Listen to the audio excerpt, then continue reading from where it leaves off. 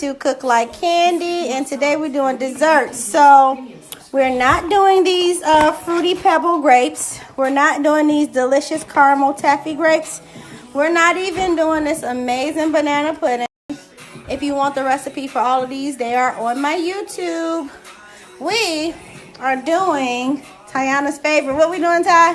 Snickerdoodle. We're doing Snickerdoodle cookies. So hey Google, stop the music. you really gonna interrupt my video with Google? They know how I am. Alright, so my ingredients: baking soda, softened butter, flour, white sugar, brown sugar, baking powder, cream of tartar, vanilla, cinnamon, and some eggs. And I left out salt. In every video, I like to tell you the ingredients before I start. So if you message me and ask me for them, sometimes I don't have time to get back to them because I've already moved on from it. But if you rewatch the video, I really highlight everything that I use step by step. So first we'll start off by mixing our dry ingredients into this bowl. And the dry ingredients are going to be mixed just how I like to do it. My tools, I have my measuring tools because when you're baking, you have to be exact. If you're not exact, you will mess it up and your stuff will not turn out properly. I have a cookie sheet and then I have the parchment paper, and I like the one that lines out the cookies for you. Bam, that's it right there. I have my sifter for my flour. I have a whisk. I have just my scooper when it's time. I get to scoop it out. My cream of tartar, salt, baking soda, baking powder, and my flour. So I'll start off by sifting through flour. I'm going to use 3 cups of flour, all-purpose flour, but you want to sift through it because you want to make sure that you get all of the lumps out so that it's easy for mixing. My cream of tartar, I'm going to do 2 full teaspoons of cream of tartar. I'm going to do 2 teaspoons of baking soda. I've been saying baking powder, but I do not have baking powder. I won't use it. And then I'll do a half a teaspoon of salt, and it'll all go into the dry ingredients, and I'm going to whisk them together.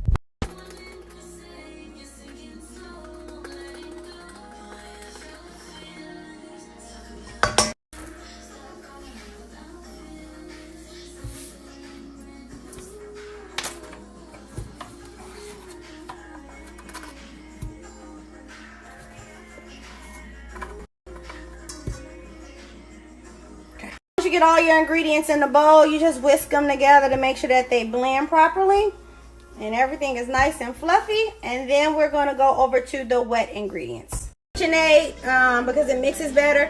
If you don't have a KitchenAid, you can use a bowl and a whisk, I promise.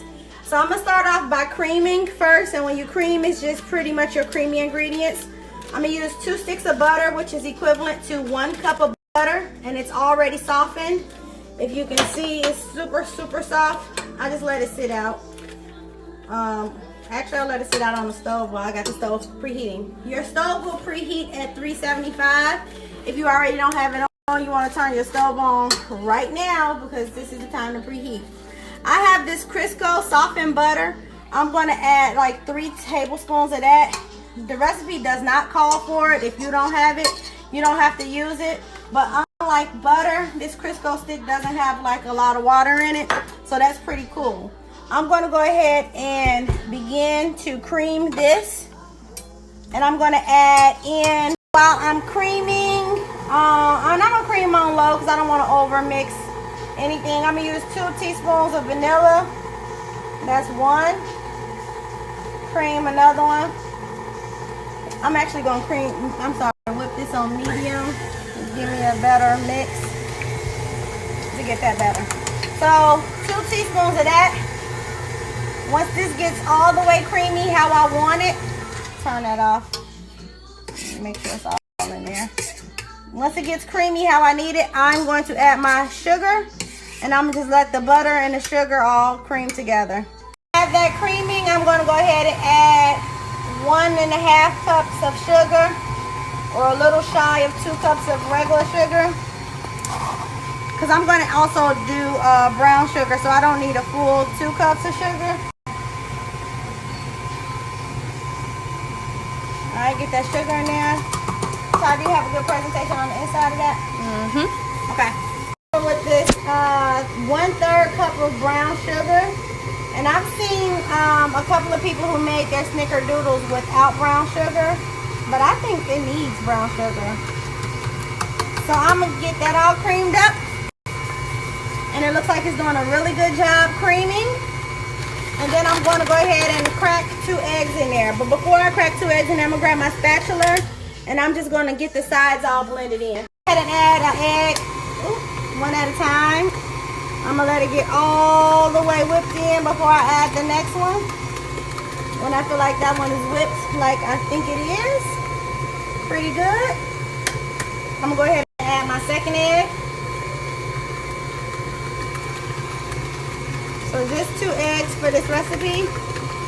And once this is all the way whipped in, I'm about to slowly add my dry ingredients. You don't want to add them too fast because they will splash. So I'm just adding them in a cup at a time. And I put my guard on it to protect all of the stuff from splashing back up on me. And now it's starting to turn into some dough.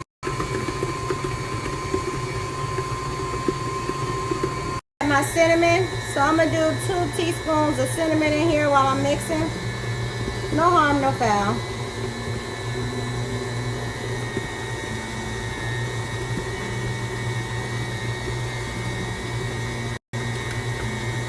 I knew I was missing something. Finish my cookie mix, and I'm about to take about a teaspoon of cinnamon, and I am about to take probably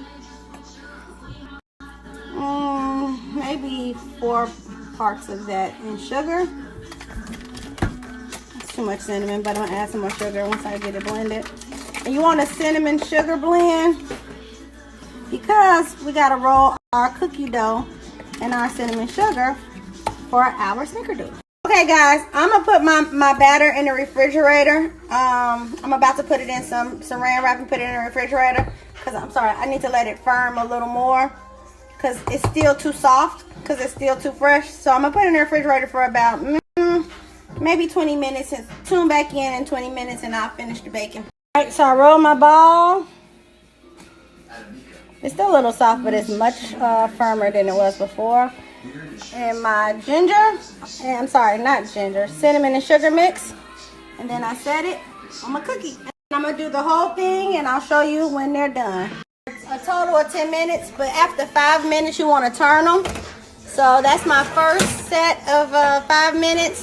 I just rotated the pan, and I'm going to put them back in. That was the second 5-minute interval.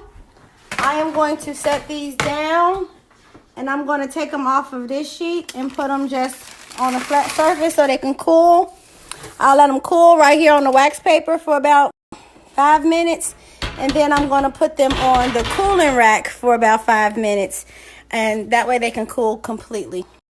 So I just took my last batch out the oven, and they're on the cooling rack cooling, and we've made about 30 something cookies. They're really good, and I'm going to wrap them up and give them away as I do all of the dessert stuff. But these snickerdoodles are really good. This one is still cooling, but they're really moist in the middle and got the nice crisp on the inside. Good cookies. I will indulge in a couple, and that is cooking like candy. Bon appetit.